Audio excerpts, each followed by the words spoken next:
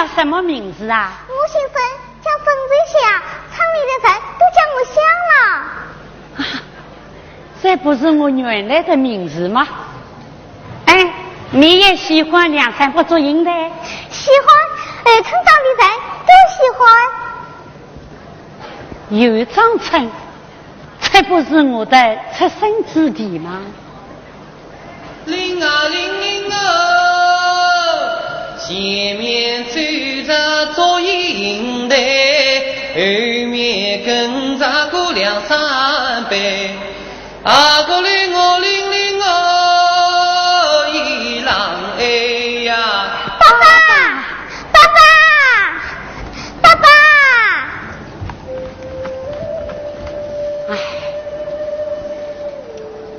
光阴真将我家乡的顺气岁啊！一转眼80多年的人生，70年舞台生涯，70年啊！我还看不够舞台大幕开开哈哈，听不够委婉优美的乐曲声。70年，70年啊！我扮演过许多的古典女星，这小九妹是我最喜欢的一个呀。有人评价傅老师说他是探险家，因为他的人生啊始终在和各种磨难艰险做着斗争。在1983年，傅老师呢不幸又被查出了患上了癌症。在动过了一次大手术之后，他做了一件让所有人大吃一惊的事，那就是不顾所有人的反对，毅然要随团赴香港去演出。傅老师，您的这个决定啊，让所有关爱您的人都捏了一把汗。这其中呢，就包括了为您治疗的邱家信医生，还有您的戏迷，也是您的好友吴老师，对不对？那么首先呢，我们就把邱医生请上台来说说当时的情况，大家欢迎。您好。你好，邱医生，请坐。好。邱医生呢是在傅老师手术之后，担任您的这个治疗的工作，然后帮您恢复了健康。所以这个几十年来，你们也是结下了很深厚的友情哈。那邱医生，我想问问您，就您专家的角度来说，您当时碰到傅老师，他当时的病情严重吗？那肯定说，那个时候我记得我们第一次见面的时候，给我一个很深刻的印象。因为我们的医院里有位大夫呢，叫我去想办法跟傅老师出出主意，把这个治疗接受下来。那我看到的这个傅老师呢，就是一个身体非常虚弱的一个这样子肿瘤手术以后的病人。那就给我一个非常明确的印象，这样子类型的病人是要花很大的力气才能够把他这个病情呢控制住。但是呢，傅老师他并不是一个好病人。我想这个主持人你讲的话呢，是真的是说中了。应该说呢，当时他的病呢是急切的需要治疗的，但是他的开始的时候我很不理解。我说你这个病人这样子，这个力气都没有了，你还要去想这个想那个，你起码半年里面什么都不跟我想，什么都不能做，你要躺，你不能躺着嘛，你要锻炼，你要为你自己病在着想，而不要做任何的工作。那么我开始的时候是批评，你这个病人怎么不像一般病人啊？医生的话本来是一讲一句话，第二句话就不讲了，你怎么又反复的讲呢？我跟邱医生，他简直是发火。我说我要到美国去演出了啊！你怎么能到美国去演出啊？把别的病人都不管了，你说那次虐得最厉害了。那个有一次呢，那个傅老师来看病，那么我知道他看病呢，那么当然是我们要谈病的具体情况。检查完了以后，傅老师告诉我，他说他要到美国去演出。那么根据当时的具体情况，这样子的工作量，我作为医生呢，肯定是不同意的。所以我第一个回答是不行，你的留在国内积极进行治疗。那么但是呢，他还是坚持他的意见，他倒过来说服我，他告诉我为什么他要到美国去演出，这是为我们国家争光。又告诉我他这个艺术上面在这里面经过他的努力以后，他的艺术又可以怎么样子提高。他更告诉我，就是在美国有这么多的观众等着他们，这一些话让我明白了我只有一个选择。这一个选择就什么样呢？就是帮助傅老师把身体健康给保证好，让他在这个国外去顺利的演出。那你知道吗？作为一个医生啊，这个平时看病呢，他只要付出一份的代价，他把常规的东西做好了。但是这个傅老师呢，他要求呢，这种情况下要求我们医生呢，竭尽最大的努力来进行治疗，对他进行治疗。那么我就跟他说了，傅老师啊，你呀真是一个不听话的一个病人。其实呢，说到底呢，我是被他的精神所感动。我感到傅老师这样子的情况下面，他对个人的利益全部不考虑。如果说是这样子的人面对着我医生的话，我有什么理由说不呢？也真能说好吧。特别感谢邱医生用他高超的医术，帮我们换回了傅全祥老师的这个健康的身体，我们也把掌声送给您。好，谢谢您。报告出来了，是癌呀。贾医生，就算是癌症，希望随时出诊，但是他有时不演员，希望贾医生能够考虑他的女儿生命。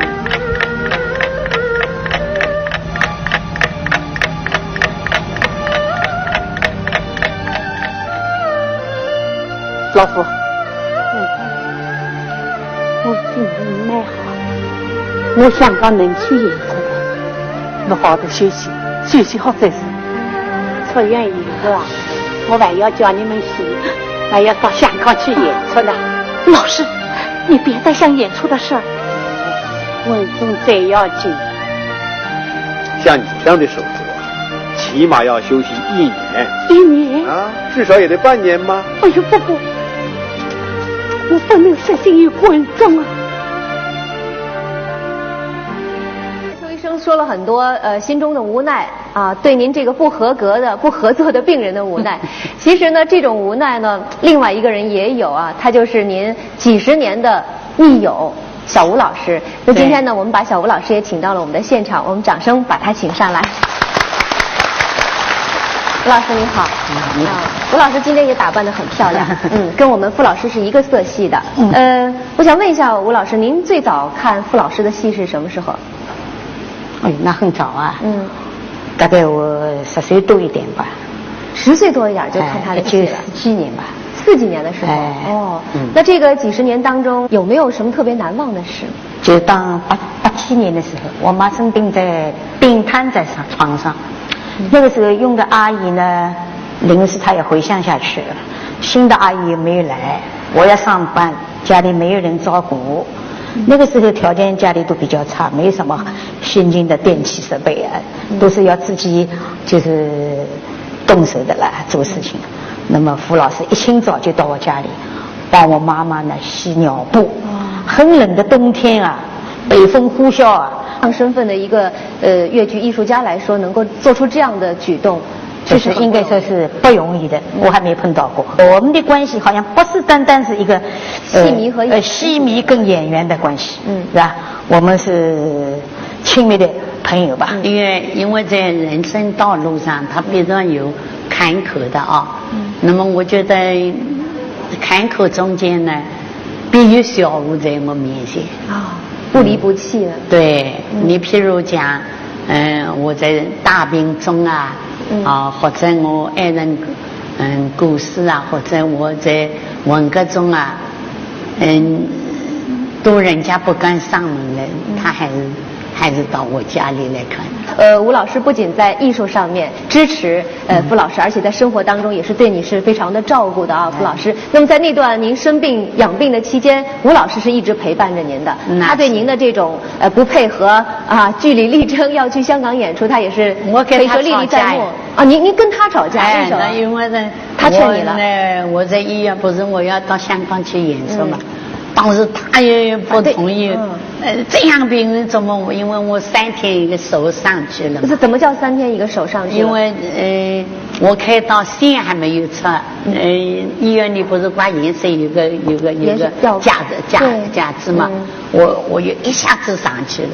他正好我女儿都看到，大家都吓死了，医生都吓死了，太吃惊了。您怎么可以做这样的动作？吴老师当时是这样想的吧？我那个时候我不理解，我说老夫啊，你干什么呀？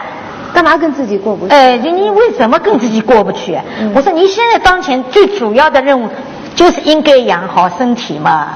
这人家侬不懂了，侬不晓得的一个啊。那么说到什么时候我再清楚的呢？就再过几天吧。再过几天，袁先锋同志他们乐剧院的党委党总支书记，还有这个徐悦来了，他都来看他。看他就是跟袁先锋同志跟他们的党政治司书说，我一定要到香港去演出的。那么大家都劝他了，大家都劝他，你说这个你是无论如何不好去的，比国来讲又把好了，是吧？这个香港也都知道你府权相是不登台了，是吧？你可以好好休息了嘛。这个时候他是坚决不肯跟他们的总支书记争啊，跟袁先锋同志争啊，我是一定要去的。对吧？我就是死也要死在舞台上。为什么会这么说呢？这样就是当时啊，就是癌症是相当可怕的，实际上就是判了我死刑了，就是艺术没有了，你就不能上台了嘛。那么当时我心里很着急，就是讲为什么这个病啊是那么可怕，就是另外呢，我要转生它。假如从生这个病得起我舞台的生命了，那我这个人活在世界也没什么意思，比剥夺生命更可怕。对，那么另外我就不能实行有观众，就是我爬也要爬到舞台上，就是哪怕我最后也要向观众有个交代。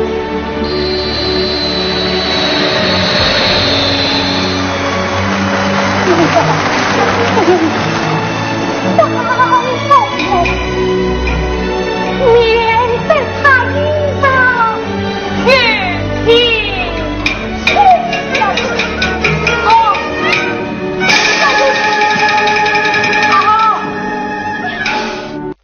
香港的演出得到了成功。当然，这个香港演出是很艰难的，因为他身上都是绑带呀。对，绑带弄得不好要崩开的。坐飞机这个绑带也可能要崩开的。压力演下来里边的衣服、外边的都杀掉了，里边都还是绑了一层，还是崩了一层，这个就是血水啊，是不是？但是观众人给他的是热烈的鼓掌，热情的赞扬，啊，这是他们都很感动的，有的都流下了眼泪，对，是吧？所以说，原来他们在香港讲了，福建下不行了，以后不能上台。其实福建老师，我不愿意给观众留下一个病恹恹的福建下，我要留下一个美幻美人的李亚仙。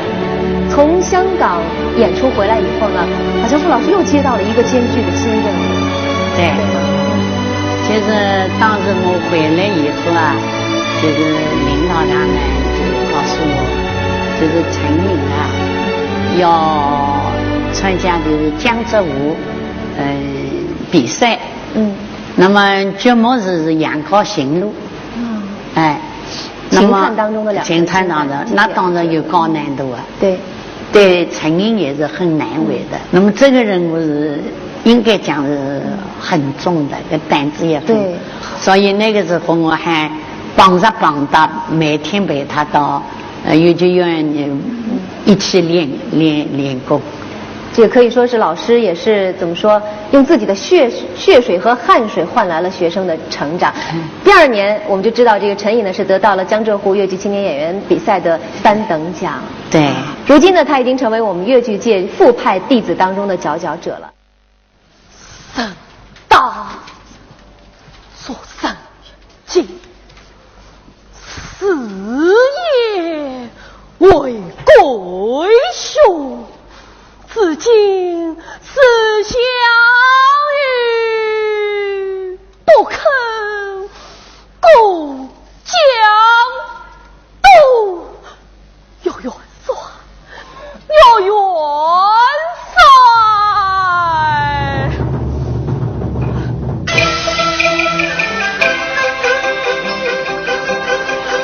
年内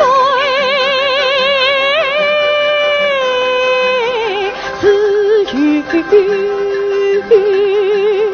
本门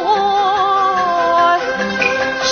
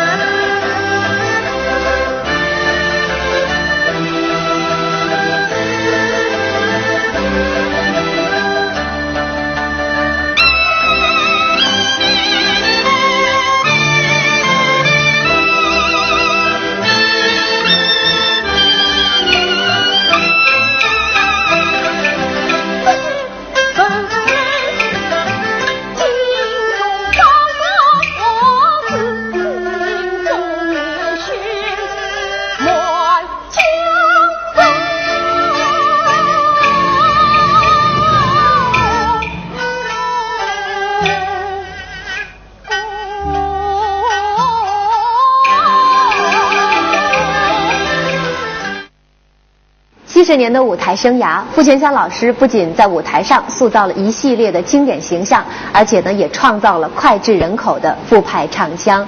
他在声腔当中的这个创造呢，又可以说是他人生当中的一次新的探险。那么今天呢，我们也请来了他的大弟子胡佩蒂老师，我们请他和傅老师一起来谈一谈傅派唱腔的形成和它的特点。我们掌声有请。给大家介绍一下，胡佩蒂老师呢，现在是上海戏剧学院戏曲舞蹈分院的教师，长期从事这个教学工作。和老师一起说一说好不好？这个傅派唱腔啊，基本形成它是在什么时候呢？真正形成呢，是在46年开始。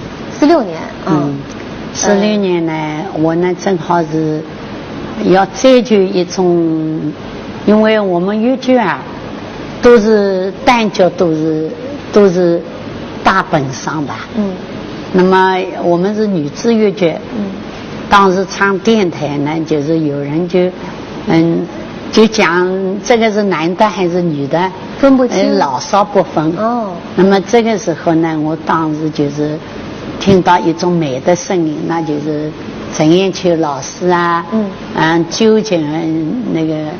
大明星，电影明星啊，周璇，对，那么还有就是吉永之老师他的米文腔，那么一个是评弹，一个是京剧，一个是他一种民歌风格的。您都把他们学来了？那么这样对我在耳根里呢，我觉得这个嗓子是挺美的，那么我要学。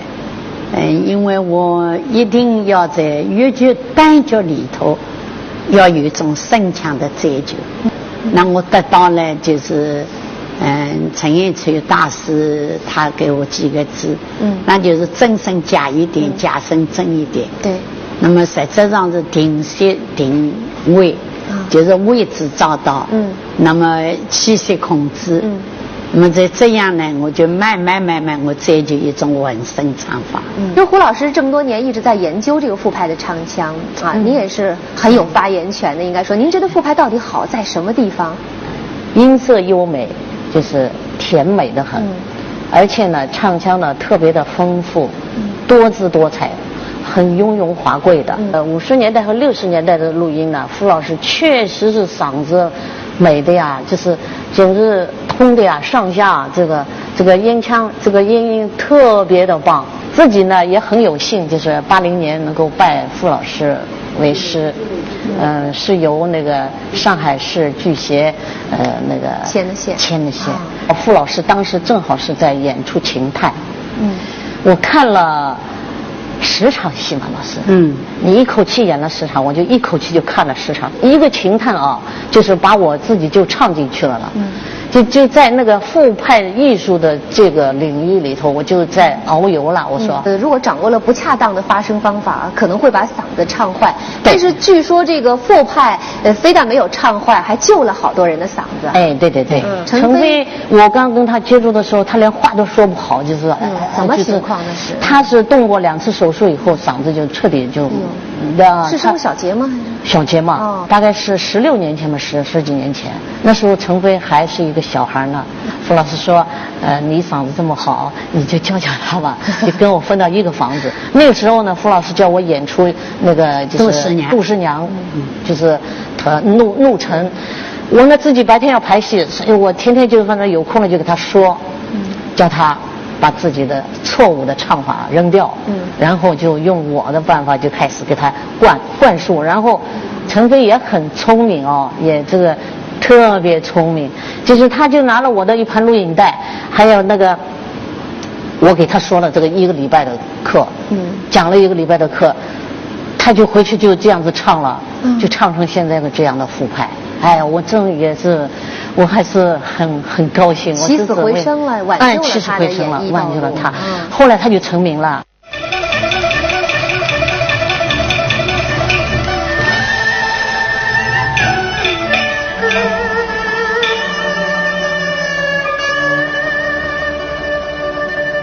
风云一彩，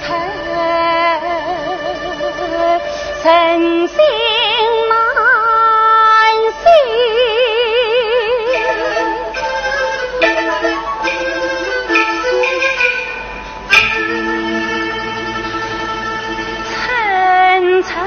相思花会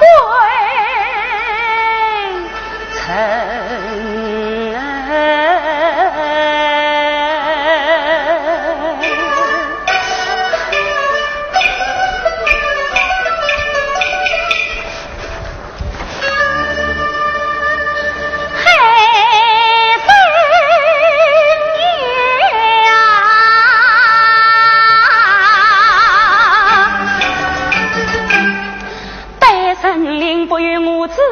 关关正一声开声言，你细听分明。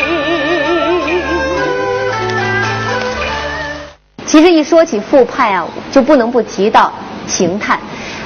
而秦探中的杨镐和邢路呢，早已经成为了衡量一个花旦演员的这个基本功是否扎实的一个经典的这个折子戏了。这2出戏呢，其实傅老师也是可以说是博采众长吧。您还向这个川剧2位名家学习。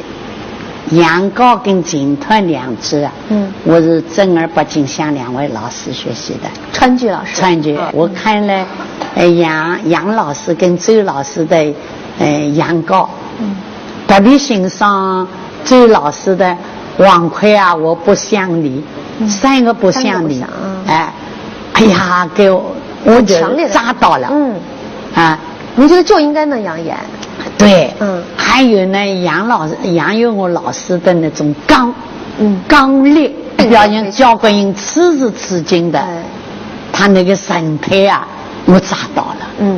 因此我呢吸收川剧的刚，把豫剧的柔画进去，我就把它画。所以您的这个演艺道路上面，就是不断研究、不断吸收、不断创新的这么一个过程。我想这也是我们的傅派艺术能够盛旺不衰的一个奥秘。我要感谢我们周信芳大师，他就讲一个演员你要打开心扉，敞开心扉，就把自己当作仓库。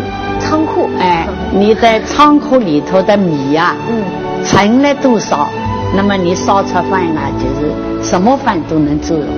你如果仓库里没有米，或者一升米一升米，那你每天烧出都是稀饭，这个对我影响挺深的。所以我要永远别不了解的，我是一棵小草。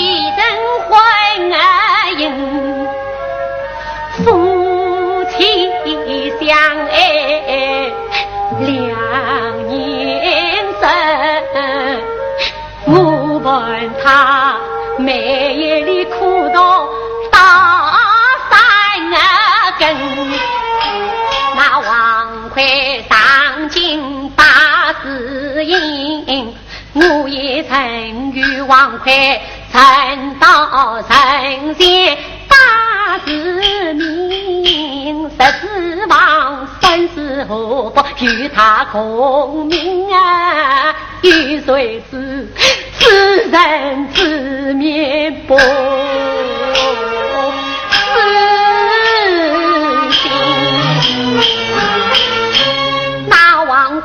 他中了高，亏人忘了本，他经过定期再去与主心啊人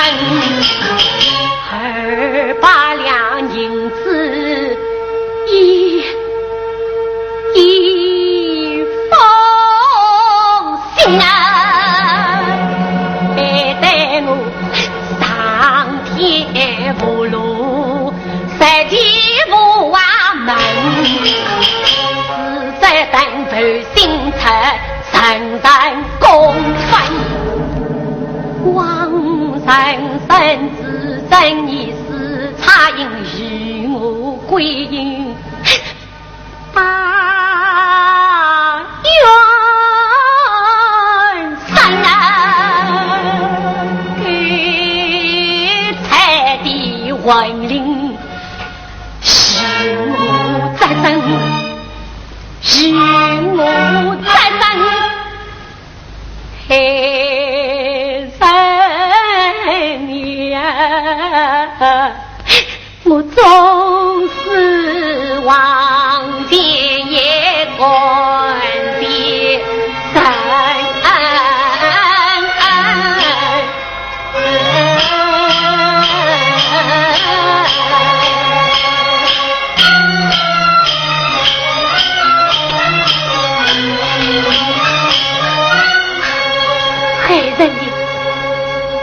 年年归阴孤苦伶仃，你就替我做主吧。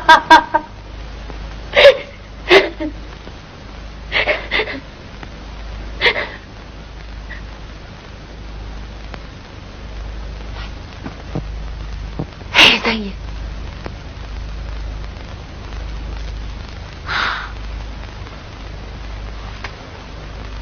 我哭诉了半天，你是一滴也不离开我。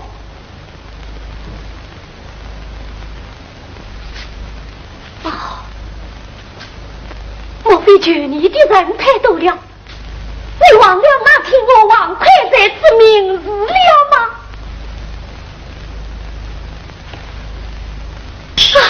潘贵爷，潘贵爷，潘贵爷，请你向海人爷为禀一声，夸夸办那王魁。你也不理我。那天我王魁在此名字，不是你用小鬼所精神的吗？小鬼哥哥，小鬼哥哥，小鬼哥哥，你记得吗？记得那天我王魁在此名字吗？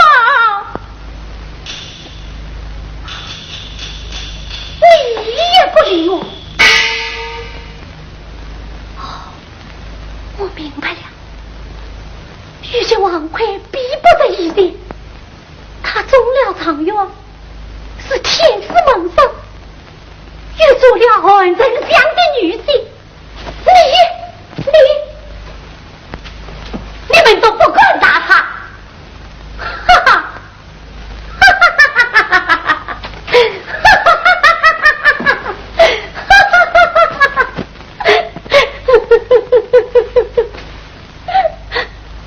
你们都看不起我。看不起我教会一无节，二无私，是个烟花女子，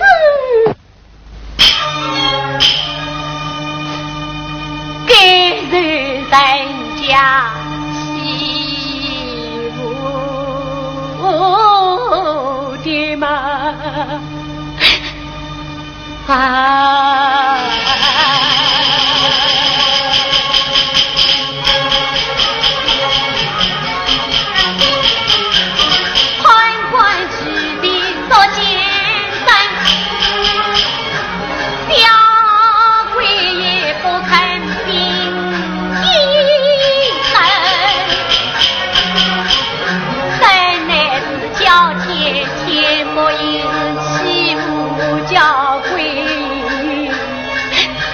我名字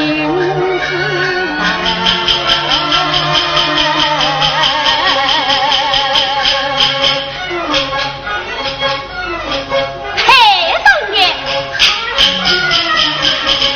咱那的母子都刚生，断于三界皆温柔，恰为我的今在福音岭的三我哭诉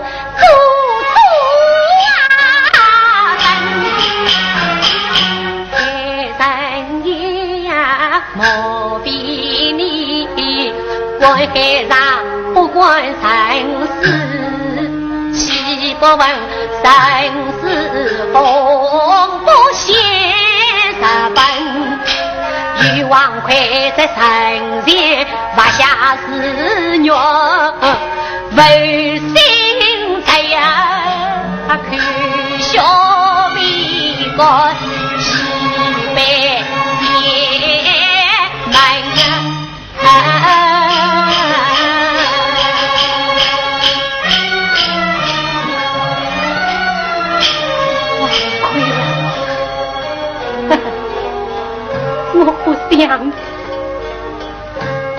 我不想你，我确实不想你，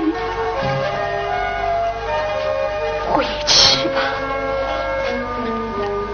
回去吧。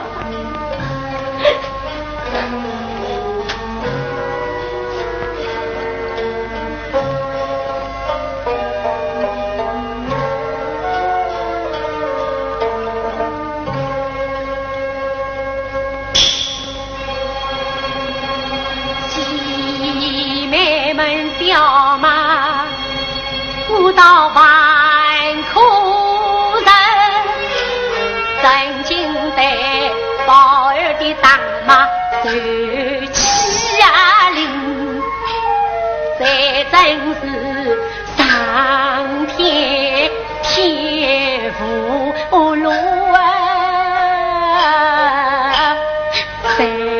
的家务门。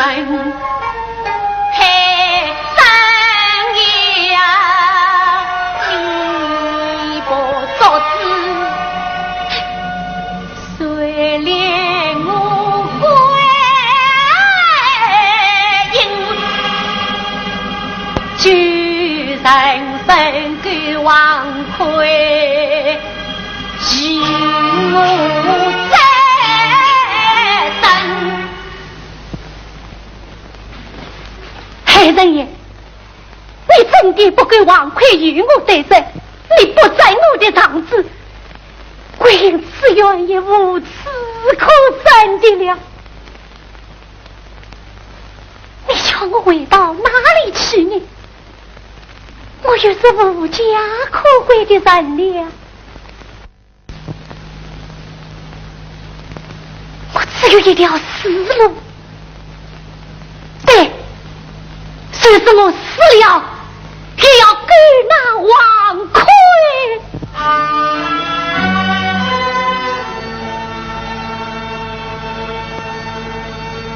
到你身边。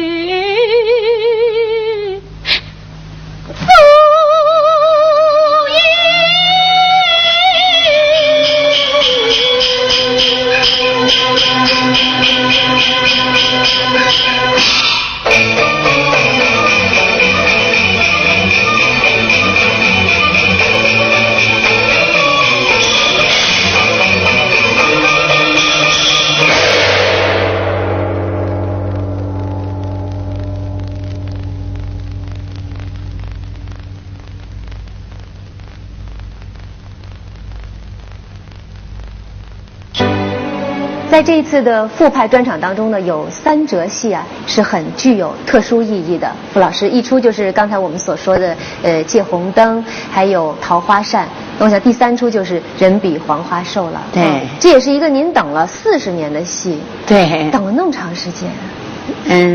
因为我喜欢李清照。那时候就是我有个语文老师。到他家里去上那个语文，后来他给我读了一段就是李清照的诗词。那么我特别印象深的就是生当作人间事业为贵兄。我觉得这样一个女中英豪，她是谁啊？我还不知道，是我们中国的最伟大的女诗人，大文豪。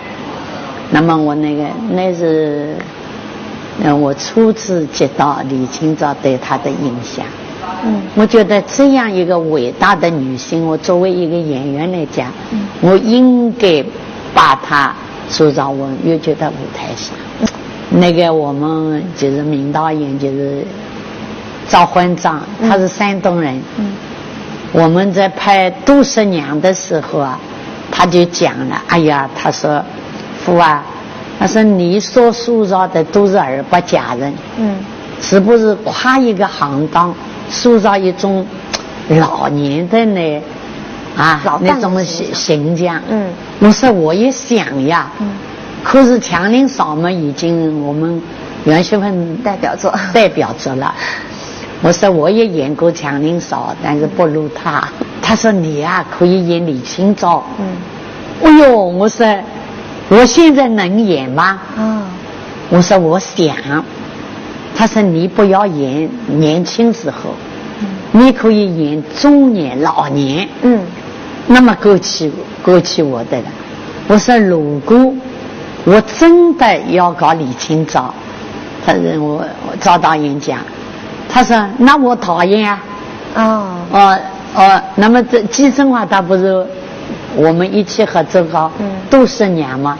他在旁边，他说他说你他说你如果是搞李清照的话，我演赵明诚。好，我们一拍即合。你看搭档来了，欢迎季正华老师。季老师已经在旁边坐了很久了，对不对？哎呦，今天是来补上一个缺憾的，因为在您17号的演出当中他没来。对因为我正好在美国，因为本来是应该是早来，因为要延长，所以非常遗憾。对我来讲，我觉得很幸运。到了这个傅老师2个关门戏，都是跟我有。那么我觉得我跟傅老师有缘。那怎么会选了这个季正华老师来出演这个越剧？我觉得他在虽然年龄呢，他是比我小，但是在舞台上呢，他是演爸爸的。我感觉就是我呢在舞台上都是演女儿的。那么我感觉看上去呢，就是讲你比我老，实质上是一种感觉。那么我请他给我合作以后呢，的确他是帮助我很大。那么这个合作当中呢，我觉得也很愉快，我就努力去学那个绍兴的那种话，那么信人信义。那我一讲呢，我当时讲了第一句话讲出来，傅老师你没办法拍下去，因为我想努力去接近这个越剧吧，结果完全不是那么回事儿。所以这个配合当中有一点小故事，蛮有趣的。对，那到了这个人比黄花瘦的时候，你们2位应该说配合更加的我觉得就是很加默契，因为我们觉得在第一出戏的那个时候配合了已经很默契了，包括赵导跟我们俩，后来由于这样的友好的合作，愉快的合作，所以有第2出戏。所以在这个人比黄花瘦当中，我们刚才也说了，难度特别大，演一个女词人，然后很有挑战。当时的这个傅全香老师也已经到70高龄了。您对他的这种努力，肯定也是相当的。不是，我觉得傅老师在他人比黄花瘦的这一个人物的塑造，在他一生当中又一个更高的境界。因为从这个题材，从这个人物来讲，从傅老师以前接触的比较少，而且在配合当中，我就非常折服傅老师对艺术的那种精益求精，而且不缺不饶的这种精神，我觉得非常感动。因为这一点，这是我永远学习的榜样。在李清照拍的过程当中，傅老师又是带着重病，可以这么讲。他当时是什么病？就开刀了。就是他最后一次开刀。所以我跟他一起合作的时候，因为他始终是对艺术上非常每一个镜头，他是一种拍摄每一个镜头，他有一种兴奋感。架着导演跟他说他创作欲望的那种兴奋感。但是有一天晚上，他拍夜景的时候，我觉得他的情绪不对头。傅老师有点不耐烦的感觉。他说把窗打开，哎呦，我说傅老师窗已经都打开了，怎么还要打开？他说我气透不过来。实际上这个他已经我觉得也比较严重。所以其实他在坚持着这样一个病重的一个状态下拍摄完这个人比黄花瘦，这个黄花瘦。拍完以后不久，他开刀。在中山医院好像，中山医院那时候傅老师跟我讲，明天我要开刀，你要来。我说傅老师你放心，我一定会。就是到他这个病床推入进去的时候，他眼睛看着我，看着刘丹，看着其他几个人的时候，他那种神态，我觉得有点伤感啊。另外一方面，但是我又有另一种想法，我想他一定会开完刀以后会更坚强，会更活跃。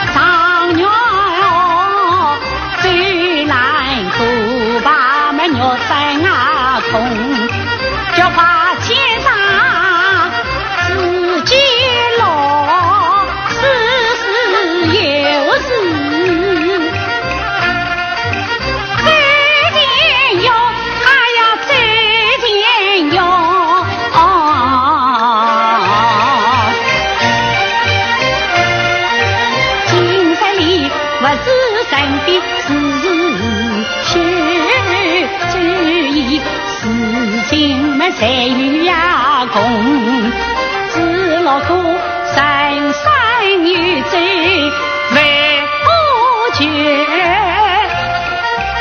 走在船上观家走，心上有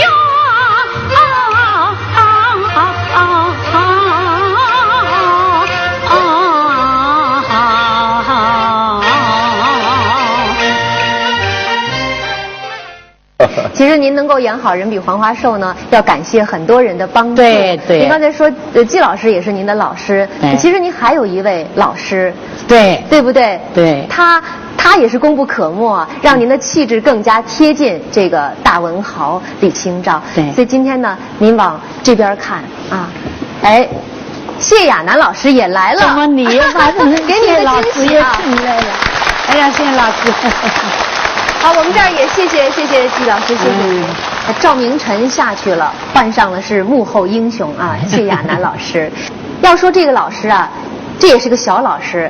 这个我们谢老师，比傅老师小多少？比傅老师要小20多岁。那傅老师，这个小老师您当时怎么找到的？大概是缘分吧。啊，因为我住在一起的一个邻居家里。那么他跟我邻居家里是曾经同故事吧。那么他是来帮我邻居去在教化。那么我正好开了刀，我那个手啊几乎是残废了，萎缩了。提不起来。提不起，就是没有力气。那么谢老师呢帮我就是怎么把那个完旋，他开始就给我点砖头。哦，垫砖头那个，垫在下面。他垫在下面，他就是一块一块跟我垫上去，一块一块帮我抽下的。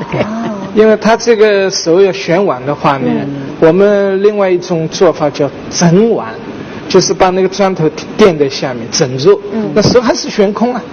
那么2块3块上去以后，这个手不就抬高了吗？我特别要感谢谢老师，因为他呢应该讲是不学。我那个师侄就是李清照的师侄啊，当时应该讲他的工作也是蛮稳重的。那个时候可以讲他1个礼拜可以来1次2次已经我了不起了啊。他几乎是3天2天来帮我解释那个诗词的含义。我如果有一点点进步啊呢，谢老师功不可没。傅老师身上有很多优点，因为他这个好学呢，你比如还表现在我有一次到山东出差，我带回了3本李清照那个诗词，他一见比什么都高兴，是吧？当时呢，我自己想留一本，不想到呢，都给傅老师要去了，我自己一本都没留下。如饥似渴。读了这个3本诗词，又演了这个人比黄花瘦，应该来说对李清照的诗词是特别的了解了。能不能现场给我们背诵一首您觉得最喜欢的？我最爱的就是李清照的那首，就身当诸神节，事业为鬼雄。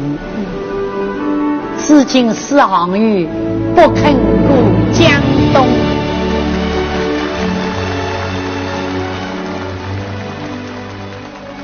为了向我们敬爱的傅老师表示我们由衷的敬意和钦佩，最后呢，我要代表节目组送您一件礼物，傅老师您看一下。来，这个谢老师应该很熟悉了啊。这是我们节目组呢特意挑选的文房四宝啊。哎呦，带您打开看一下。啊，那好，很漂亮。这是一个端砚，非常名贵的。这也是我们的这个编导呢，花了很多的心思，替您这个挑选的。他们也衷心的希望您能够在这个笔墨之间，能够书写您更加绚丽的美好的生活。我一定努力。衷心的祝愿您，谢谢，祝我们的这个傅老师健康长寿，晚年幸福。好，观众朋友，也感谢您呢收看今天的一代风华粤剧老艺术家的系列人物专访。希望您下期继续关注我们的节目，再见。